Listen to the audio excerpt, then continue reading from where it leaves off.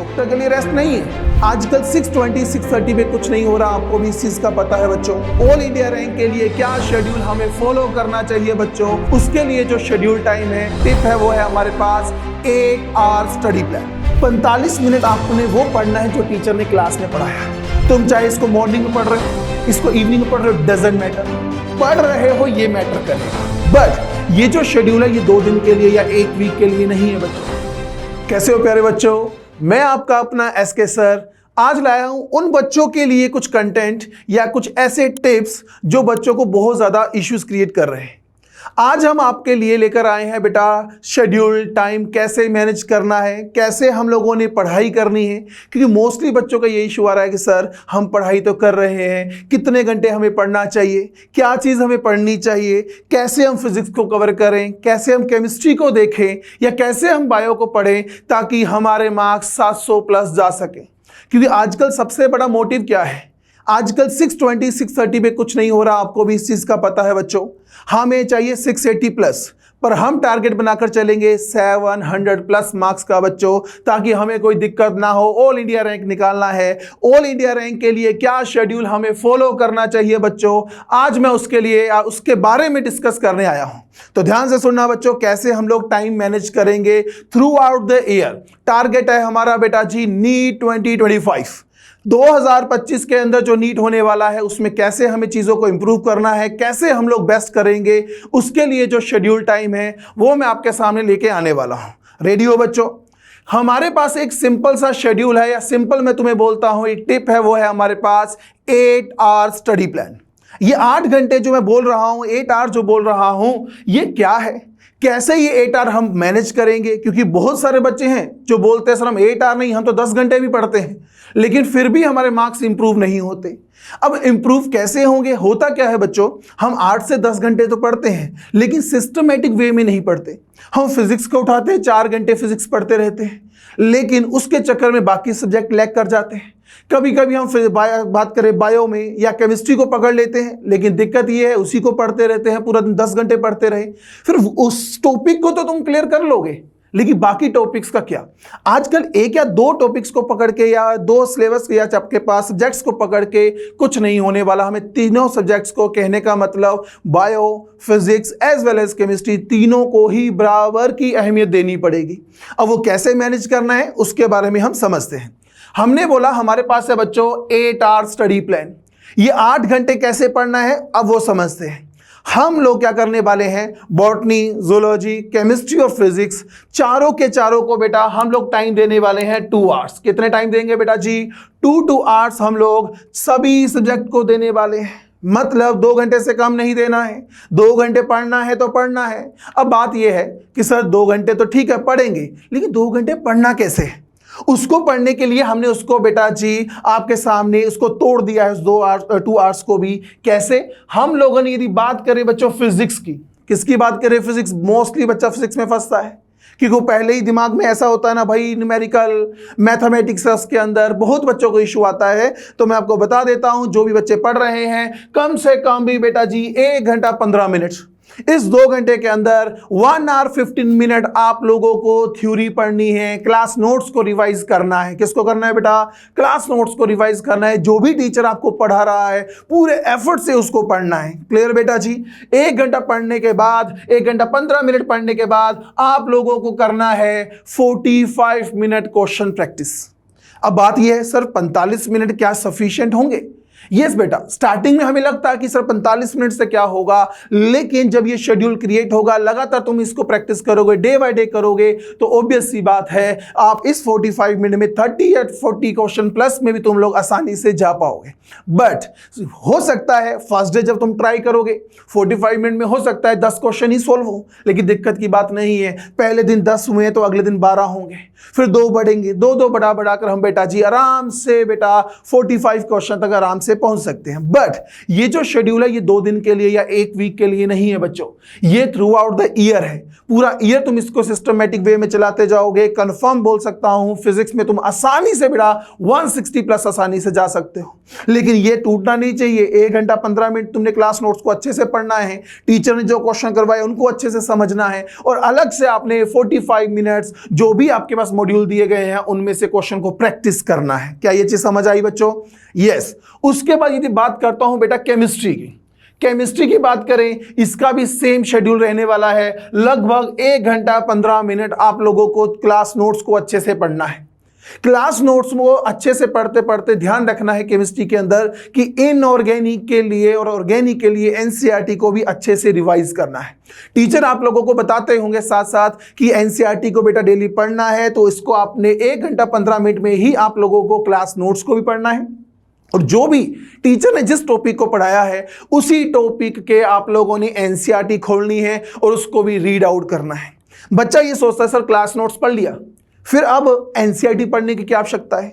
बेटा होता क्या है ना, जब हम आपको पढ़ाते हैं तो बड़ी सिंपल लैंग्वेज में आपको डिफाइन करते हैं हर एक चीज को, इसलिए आप लोगों को बहुत आसानी से चीजें समझ आ जाती हैं। लेकिन एनसीईआरटी की लैंग्वेज को समझना ही सबसे बड़ी प्रॉब्लम होती है। जब आप उसको एक बार हमारे क्लास नोट्स को अच्छे से पढ़ लिया, उसके बाद जब एनसीईआरटी पढ़ते हो तो तुम बहुत जल्दी रिलेट कर लेते हो दोनों को, और जब एग्जाम में एनसीईआरटी बेस्ड क्वेश्चन पूछा जाता है या उस लैंग्वेज में पूछा जाता है तो तुम लोगों को बहुत आसानी हो जाती है। तो बच्चों एनसीईआरटी को छोड़ना नहीं है, एनसीईआरटी ही तुम्हारा बेड़ा पार करेगी, ध्यान रखना बच्चों। क्लियर? तो ये केमिस्ट्री और फिजिक्स को आपने 2 आवर्स को इस तरीके से बेटा जी तोड़ना है। और वही बात करता हूं बेटा जी बायोलॉजी की। बायो में बॉटनी और जूलॉजी की बात करें, उसमें भी आप लोगों को 2 आवर्स दोनों को पढ़ना पड़ेगा। लेकिन ये मत सोचना ये दोनों को मिला के 2 आवर्स है, नहीं, दोनों को 2 आवर पढ़ना है। 2 आवर्स इसके हैं, वही बात करूं बेटा 2 आवर्स ही इसी को भी पढ़ना है। ओके बेटा जी, मतलब 4 आवर होगा ये भी, लेकिन उसके जो 2 आवर होंगे उनमें आपको डिसोसिएशन कैसे करना है ध्यान से सुनना। 45 मिनट आपने वो पढ़ना है जो टीचर ने क्लास में पढ़ाया है। जो भी आप लोगों को डायग्राम के बेसिस पे जो जो चीजें समझाई गई हैं बायो के अंदर, उसको अच्छे से 45 मिनट में आराम से पढ़ना है, लाइन टू लाइन ध्यान से पढ़ना है, क्योंकि क्लास नोट से क्वेश्चन आएंगे, बता रहा हूं पहले ही।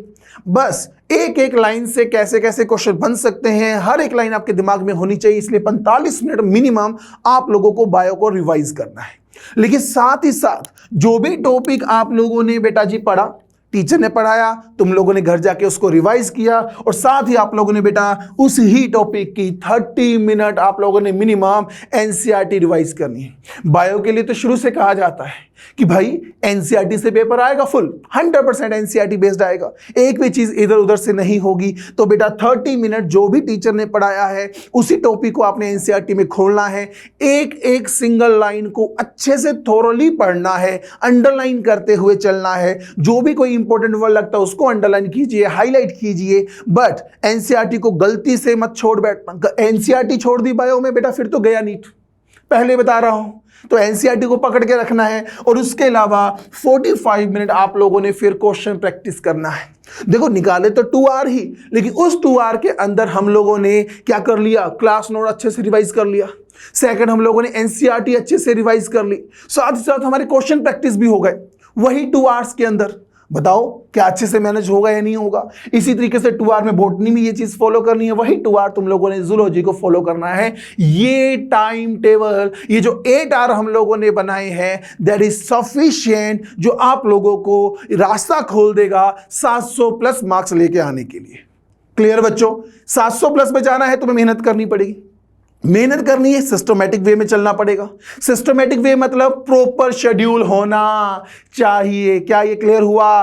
2 आवर 4 सब्जेक्ट को पढ़ना है, कैसे पढ़ना है, कितने टाइम तुमने थ्योरी पढ़नी है, कितने टाइम तुम लोगों ने क्वेश्चन प्रैक्टिस करनी है, कितने टाइम तुम लोगों ने एनसीईआरटी पढ़नी है, हर एक चीज फिक्स होनी चाहिए। अब बात आती है सर, हम तो टाइम टेबल ये सोचा करते थे कि सुबह उठेंगे 4 बजे, 4 बजे उठ के 15 मिनट में हम लोग बेटे को फ्रेश होंगे, फिर हम ये खाएंगे 2 मिनट के अंदर। ये टाइम टेबल नहीं होता और इसको फॉलो करना पॉसिबल नहीं है बच्चों। ये जो हमने बेटा 4 स्लॉट बनाए 2 आवर्स के, मैं इसको ये नहीं बोल रहा कि सुबह तुम ये पढ़ो, दोपहर को ये पढ़ो, शाम को ये पढ़ो, नहीं। मैं ये बोल रहा हूं 24 घंटे के अंदर ये 8 आवर्स या 4 स्लॉट्स आपके निकलने चाहिए। तुम चाहे इसको मॉर्निंग में पढ़ रहे हो, इसको इवनिंग में पढ़ रहे हो, डजंट मैटर, पढ़ रहे हो ये मैटर करेगा। समझ रहे हो? और ये 2 आवर का स्लॉट है, ऐसा नहीं होना चाहिए बेटा कि 1 घंटा 15 मिनट फिजिक्स पढ़ी, फिर घूमने निकल गए, फिर वापस आके 45 मिनट क्वेश्चन कर रहे हो। नहीं, ये जो 2 आवर्स है ये फिक्स्ड होने चाहिए। दैट मीन्स यदि तुम बैठ गए पढ़ने तो वो 2 घंटे का जो स्लॉट है वो कंप्लीट होकर ही उठना है। फिर जब तुम रेस्ट कर लीजिए, आधा घंटा 15 मिनट घुमाइए, फिर नेक्स्ट स्लॉट को पकड़ लीजिए। 1 बाय 1 इन चारों स्लॉट्स को 24 आवर्स के अंदर कंप्लीट होने चाहिए। ये आसानी से ही बेटा जी, ये तुम्हें स्टार्टिंग में लग रहा है, लेकिन जब तुम लगभग 1 वीक लगातार इसको फॉलो करते जाओगे, मैं लिख के दे सकता हूं, बहुत अच्छा इंप्रूवमेंट होगा। और साथ ही साथ जो टेस्ट तुम्हारे चल रहे हैं उसमें तुम्हें बेटा मार्क्स भी बढ़ेंगे। अब आती है कि सर इसको कब तक फॉलो करते जाना है? क्या हम संडे को रेस्ट कर सकते हैं? नहीं। रेस्ट किस बात की बेटा? तुम लोग डॉक्टर बनना चाहते हो, डॉक्टर के लिए रेस्ट वर्ड तो होता ही नहीं है, क्योंकि रेस्ट करने चाहोगे तो रेस्ट इन पीस हो जाओगे। यस और नो बेटा जी? डॉक्टर के लिए रेस्ट नहीं है, तो तुम डॉक्टर बनना चाहते हो तो तुम्हारे लिए भी रेस्ट नहीं है। संडे जो होगा बेटा आप लोगों का, दैट इज बैकलॉग। जो भी तुम लोगों का बैकलॉग बन चुका, ऑब्वियस सी बात है, 3-4 महीने तुम्हें पढ़ते हुए हो चुके हैं। अभी आज मैं वीडियो बना रहा हूं तो बैकलॉग भी जरूर बना हुआ होगा। जो भी बैकलॉग होगा वो संडे वाले दिन रिवाइज करना है। संडे वाले दिन तुम्हारा होगा जस्ट बैकलॉग को कवर कीजिए, और साथ ही साथ जो भी टेस्ट सीरीज तुम लोगों को दी गई है उसको फॉलो करके एग्जाम दीजिए। समझ रहे हो? ये आपका संडे होगा, that is the revision day. जो भी आपका बैकलॉग है कवर कीजिए, टेस्ट सीरीज तुम्हारे पास है उसको पढ़िए, उसको सोल्व आउट कीजिए। ये रहेगा आपका संडे। बाकी जो भी 6 डेज होंगे उनमें तुम्हारा 8 आवर ये स्टडी प्लान हिलना नहीं चाहिए। आप में से कुछ बच्चे होंगे कि सर हम तो भाई 8 घंटे से ज्यादा भी पढ़ सकते हैं, तो आप इसको बढ़ा दीजिए, कोई दिक्कत नहीं है, इसको कम नहीं करना। ये मत सोचना कि सर 6 घंटे में हो जाएगा क्या मैं 2 घंटे को 1.5 घंटा कर दूं, चलेगा क्या? बिल्कुल नहीं चलेगा। ये 2 आवर सभी का होना चाहिए, ये नीडेड है बेटा जी। यदि तुम लोगों को नीट 2025 को फोड़ना है, यदि तुम्हें लग रहा है सिर्फ ऐसे ही देना है, फिर तो चाहे बेटा 8 घंटे को भी फॉलो ना करो, क्या ही हो जाएगा। बट यदि करना है तो इसको फॉलो करना पड़ेगा, पूरी ईमानदारी से इसको फॉलो करना पड़ेगा, तभी जाके बेटा जी डॉक्टर बन पाओगे। 2025 में अपने नाम के साथ डॉक्टर लिखवा पाओगे। क्लियर बेटा? ये तो हो गया शेड्यूल टाइम। अब बात ये है कि अब ऑब्वियस ही बात है, केमिस्ट्री तुम्हें पढ़ाता हूं मैं। जब केमिस्ट्री पढ़ा रहा हूं तो केमिस्ट्री के थोड़े तुम्हें टिप्स भी दूंगा कि केमिस्ट्री को किस किस तरीके से पढ़ना है। ठीक है बच्चों? यहां मैंने क्या किया, केमिस्ट्री के तीनों जो पार्ट्स हैं हमारे पास, organic chemistry, physical chemistry as well as inorganic chemistry को किस तरीके से पढ़ना है 2025 नीट के लिए, वो थोड़ा सा आपके लिए लेकर आया हूं। ध्यान से समझना, इसको फॉलो करना, बहुत हेल्प होगी केमिस्ट्री में 180 आउट ऑफ 180 लाने के लिए। बहुत आसान है बेटा 180 लाना, केमिस्ट्री में कोई बड़ी बात नहीं है, बस थोड़ा सिस्टमेटिक वे में पढ़ना है। कैसे पढ़ना है? सबसे पहले बात कर रहा हूं मैं ऑर्गेनिक केमिस्ट्री की। जब भी ऑर्गेनिक केमिस्ट्री पढ़ते हो, या आपका जो 20 डेज के बाद जो भी टेस्ट हो रहा है, उसमें आपका एक काम होना चाहिए, जो भी टेस्ट सिलेबस है मिनिमम 2 to 3 टाइम उसको रिवाइज करना है। जो भी टीचर ने पढ़ाया है, मान लो मैं तुम्हें ऑर्गेनिक पढ़ा रहा हूं, तो जो भी मेरे नोट्स होंगे 2 to 3 टाइम वो अच्छे से रिवाइज होने चाहिए। साथ ही साथ जो शॉर्ट नोट हम क्रिएट करवाते हैं, आपको बोलते हैं क्लास के थ्रू आउट कि बेटा शॉर्ट नोट बनाइए, उनको अच्छे से रिवाइज कीजिए। और जो बच्चे शॉर्ट नोट नहीं बना रहे वो कभी ना कभी फंस जाएंगे, क्योंकि जब लास्ट टाइम आता है एग्जाम का बेटा तो सारी किताबों को पढ़ना पॉसिबल नहीं हो पाता। हम चाहते हैं यार ऐसा क्या हो कि पूरा चैप्टर हम 2 मिनट में पढ़ ले, वो शॉर्ट नोट तुम्हारी हेल्प करेगा। क्लियर? तो शॉर्ट नोट आपके अच्छे से बने हुए होने चाहिए। एनसीईआरटी को छोड़ना नहीं है, एनसीईआरटी को अच्छे से रिवाइज करना है। मॉड्यूल और एनसीईआरटी बेस्ड जो आपके पास क्वेश्चन है उनको लगातार बनाना है। ऐसा नहीं है कि एक बार सर मॉड्यूल बना लिया, एक्सरसाइज 1 2 3 हमने लगा ली, एनसीईआरटी के क्वेश्चन लगा लिए, क्या सर अब हमारा हो गया? नहीं बेटा, तुमने उनको कर लिया, बहुत अच्छी बात है, लेकिन कुछ समय के बाद फिर से उनको रिवाइज करना पड़ेगा, क्योंकि होता क्या है, जैसे जैसे गैप बढ़ता है तो चीजें भूलना शुरू हो जाती हैं। तो हमने जब भी रिवीजन करनी है, हमने मॉड्यूल प्लस एनसीईआरटी के क्वेश्चन से ही रिवीजन करनी है। क्लियर बच्चों? क्लास नोट्स को अच्छे से पढ़ना है, 2 to 3 टाइम पढ़ के जाना है, साथ ही साथ शॉर्ट नोट बनाने हैं, उनको गलती से मत भूलना। एनसीईआरटी की एक एक लाइन को अच्छे से रिवाइज करके जाना है, और मॉड्यूल प्लस एनसीईआरटी के क्वेश्चन बनाने। ये मैं ऑर्गेनिक की बात कर रहा हूं। किसकी बात? ऑर्गेनिक केमिस्ट्री की। वहीं बात करता हूं फिजिकल केमिस्ट्री में आपको क्या करना चाहिए। फिजिकल केमिस्ट्री में सबसे पहले आपको बेटा फॉर्मूला चार्ट बनाना चाहिए, क्योंकि केमिस्ट्री में आपके पास फिजिकल केमिस्ट्री का यदि पार्ट लेकर आए तो मोस्टली बच्चों को वो मैथ्स की तरह लगती है, फिजिक्स की तरह लगती है, क्योंकि वहां न्यूमेरिकल पोर्शन बहुत आता है। ऑब्वियस सी बात है, फिजिकल केमिस्ट्री में न्यूमेरिकल पोर्शन आएगा, फिर हम उसको करें कैसे। और सबसे आसान या अच्छी बात क्या है कि नीट में जब फिजिकल केमिस्ट्री का क्वेश्चन आता है वो फॉर्मूला बेस्ड होता है। न्यूमेरिकल जब भी आएगा वो फॉर्मूला बेस्ड होगा। अब वो फॉर्मूला बेस्ड है, मुझे फॉर्मूला ही याद नहीं है तो कैसे होगा काम। तो इसलिए मुझे क्या करना पड़ेगा, फॉर्मूला चार्ट बनाना पड़ेगा। जहां बेटा जी पढ़ाई करते हो वहां चिपका लो उसको, ताकि बार बार उसके ऊपर नजर जाए और वो अच्छे से रिवाइज हो सके और वो कभी भूले ना। अपना नाम भूल जाना, फॉर्मूलाज मत भूलना। क्लियर बेटा, फॉर्मूला चार्ट को बना लीजिए। क्लास नोट्स को जो भी टीचर आपको पढ़ा रहा है, जो क्लास नोट्स बनाए हैं 2 to 3 टाइम उसको रिवाइज करके जाइए टेस्ट के लिए बेटा। और साथ ही साथ बेटा न्यूमेरिकल प्रैक्टिस तो बेटा जी जितनी करोगे उतनी कम है।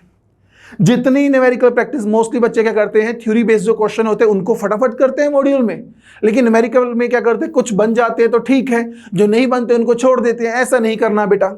एक एक क्वेश्चन जो भी आपको गिवन किया गया है न्यूमेरिकली बेस्ड है, उसके ऊपर ज्यादा फोकस रहना है, क्योंकि भाई न्यूमेरिकल बेस्ड क्वेश्चन ही आते हैं फिजिकल केमिस्ट्री में, तो उसको छोड़ना नहीं है। कोई दिक्कत आती है अपने टीचर से मिलिए, लेकिन न्यूमेरिकल प्रैक्टिस आपकी बहुत फास्ट होनी चाहिए, कैलकुलेशन आपकी फास्ट होनी चाहिए। लेकिन इसके अंदर एक और बात बता देता हूं, बच्चे घर में जब प्रैक्टिस करते हैं फोन अपने पास रखते हैं, कैलकुलेशन उसमें कर लेते हैं। नहीं बेटा, उसमें कैलकुलेशन करोगे तो दिक्कत है। क्यों दिक्कत है, पेपर में तो तुम्हें नहीं मिलने वाला कैलकुलेटर, ऑब्वियस सी बात है। तो आप लोगों को चाहे समय ज्यादा लग जाए कोई दिक्कत नहीं है, चाहे तुम्हारा क्वेश्चन 10 मिनट में एक बनाए घर में, कोई दिक्कत नहीं है, उसको 10 मिनट को हम 1 मिनट में ला सकते हैं, लेकिन बेटा करना खुद है। जो भी कैलकुलेशन होगी खुद सोल्व करनी, गलत हो जाएगी कोई दिक्कत नहीं है, दोबारा करेंगे, फिर गलत होगी कोई दिक्कत नहीं, फिर करेंगे, कभी ना कभी सही होगी ना। यदि तुम कैलकुलेटर से करोगे तो पहली बार 100% सही आ जाएगा, बट उसका कोई फायदा नहीं होगा। क्यों नहीं होगा फायदा, क्योंकि पेपर में हमें कैलकुलेटर नहीं मिलने वाला। समझ आया क्या। तो न्यूमेरिकल प्रैक्टिस अच्छे से करनी है। मॉड्यूल और एनसीईआरटी बेस्ड कोई भी क्वेश्चन नहीं छोड़ना, मॉड्यूल पूरा सॉल्व करना है। एनसीईआरटी के पीछे जो भी क्वेश्चंस दिए गए होते हैं उनको भी सॉल्व करना है, क्योंकि फिजिकल केमिस्ट्री में बेटा जब तुम एनसीईआरटी खोलोगे तो वहां काफी क्वेश्चन होते हैं, वैसे ही क्वेश्चन एग्जाम में भी पूछ लिए जाते हैं, तो सारे क्वेश्चन आप लोगों ने अच्छे से सॉल्व करना है। और वही बात करता हूं इनऑर्गेनिक केमिस्ट्री की। इनऑर्गेनिक केमिस्ट्री सुन के बच्चे खुश हो जाते हैं, अरे भाई ये आ गई है तो 1 सेकंड में याद हो जाएगी, क्योंकि लर्निंग पावर बहुत अच्छी होती है नीट वाले बच्चों की। वहीं मैं बात करता हूं, यदि इनऑर्गेनिक की बात हम कर रहे हैं, यहां भी जो भी आपको टीचर पढ़ा रहे हैं क्लास नोट्स 2 to 3 टाइम इसको अच्छे से रिवाइज करना है। मैं इसको 2 to 3 टाइम हर किसी को क्यों बोल रहा हूं, जब हम फर्स्ट टाइम करते तो हमें लगता आ गया, लेकिन जब हम दोबारा से उसको देखते तो काफी चीजें मिस हो चुकी होती हैं। इसलिए 2 to 3 टाइम पढ़ना इसलिए बहुत ज्यादा अनिवार्य है। साथ ही बात करता हूं इनऑर्गेनिक का सिंपल सूत्र है बेटा करने का, वो है एनसीईआरटी। एक एक वर्ड एनसीईआरटी का आपको कवर करना है, क्योंकि इनऑर्गेनिक के जितने भी क्वेश्चन है, चाहे वो 14 to 16 के रेंज में आते हैं, वो सारे के सारे क्वेश्चन तुम्हें एनसीईआरटी में लाइन टू लाइन में दिखाई दे जाएंगे। इसलिए इसकी एनसीईआरटी तो गलती से मत छोड़ना। जैसे बायो की तुम करते हो ना एनसीईआरटी, भाई एक एक लाइन को अंडरलाइन करके पढ़ना है, एक एक डेटा को याद रखना है, उसी प्रकार से इनऑर्गेनिक में भी एनसीईआरटी के एक एक लाइन पढ़नी है। मैंने इसमें ज्यादा जोर नहीं दिया एनसीईआरटी में, लेकिन यहां बहुत जोर दे रहा हूं, क्योंकि यहां तो इंपॉर्टेंट है बट यहां तो बहुत ज्यादा इंपॉर्टेंट है। तो एनसीईआरटी के एक एक लाइन पढ़नी है आप लोगों ने। और साथ में टीचर आपको शॉर्ट ट्रिक बनवाता है। इनऑर्गेनिक में टीचर आपको शॉर्ट ट्रिक बनवा रहे हैं, उन शॉर्ट ट्रिक्स को बेटा चार्ट पे लिखिए, हमेशा अपने सामने रखिए, बार बार उनको देखते रहिए। ऐसा ना हो ये तो पता है कि इसका शॉर्ट ट्रिक है, बट वो शॉर्ट ट्रिक क्या है वो भूल गए। इसलिए मैं बोल रहा हूं चार्ट पे उसको बनाइए, बार बार उसको देखिए, ताकि वो हर समय माइंड में एक्टिव रहे, कभी भी क्वेश्चन आ जाए तो देखते ही वो सॉल्व आउट हो जाए। तो आप लोगों ने शॉर्ट ट्रिक पे मेन काम करना है। बाकी यदि क्वेश्चन प्रैक्टिस की बात करो, मॉड्यूल हर बार बोल रहा हूं मॉड्यूल बहुत जरूरी है, और हमारे मोशन के मॉड्यूल बता देता हूं, एक एक क्वेश्चन तुम्हें बेटा फाइनल में मिल जाता है, बिल्कुल सेम वैरायटी ऑफ क्वेश्चन मिल जाता है। इसलिए बोल रहा हूं मॉड्यूल के आपको सारे क्वेश्चन करने। और एनसीईआरटी में ऑब्वियस सी बात है, जब तुम एनसीईआरटी पूरी पढ़ोगे लास्ट में तुम्हें क्वेश्चंस भी दिखेंगे, सभी क्वेश्चन को कम से कम 1 से 2 बार तो सोल्व करना ही करना है। क्यों, वो तुम्हें लग जाएगा पता, क्योंकि जब तुम उसको सोल्व करोगे और जब तुम इसके एग्जाम में बैठोगे, नीट के एग्जाम में, तुम देखोगे लगभग सारे क्वेश्चन ही वहीं से मिल जाएंगे, उसी टाइप के मिल जाएंगे। समझ रहे हो क्या बेटा। तो ये छोटा सा स्टडी प्लान मैंने आपके साथ डिस्कस किया। टाइम टेबल 8 आवर का हमने बोला, तो उस 8 आवर को प्रॉपर फॉलो करना है, उसमें कोई कमी नहीं छोड़नी है अपनी तरफ से। क्लियर बेटा। दूसरा चीज जो हमने केमिस्ट्री का डिस्कस किया कि केमिस्ट्री को किस तरीके से पढ़ना है, किसको कितनी बार रिवाइज करना है, किसकी एनसीईआरटी में ज्यादा जोर देना है, किसके क्लास नोट्स को ज्यादा जोर देना है, ये सब चीजें हमने डिस्कस की। लेकिन बेटा बता देता हूं, ये सब डिस्कस तो कर लिया, लेकिन जब तक तुम इसको अपनी लाइफ में इन्वॉल्वमेंट नहीं दोगे, मतलब इसको प्रॉपर फॉलो नहीं करोगे तो इसका कोई फायदा नहीं है। क्लियर बेटा? इसके यदि तुम लोगों ने फायदा उठाना है तो प्रॉपर फॉलो कीजिए, कुछ भी नहीं है बेटा, 24 घंटे में से 8 घंटे ही तो देने हैं, यस और नो। इसको यदि तुम प्रॉपर फॉलो करते जाओगे, मैं लिख के दे सकता हूं कि 700 प्लस जाना तुम्हारे लिए कोई मुश्किल बात नहीं होगी। समझ रहे हो क्या? तो आज के लिए इतना काफी है, बस इसको बच्चों फॉलो कीजिए। बाकी नई टिप्स लेकर मैं आपके पास आता रहूंगा। और मोशन लर्निंग ऐप को फटाफट से बेटा डाउनलोड कर लीजिए। जिन बच्चों ने डाउनलोड नहीं किया है उसको डाउनलोड कीजिए, हर एक चीज आप लोगों को वहां पर अवेलेबल हो जाएगी। ओके बेटा? और साथ ही साथ बेटा हमारे यूट्यूब चैनल को बेटा जी लाइक कीजिए, सब्सक्राइब कीजिए, फॉलो कीजिए। ओके बेटा? Okay, thank you everyone. Motion है तो भरोसा है।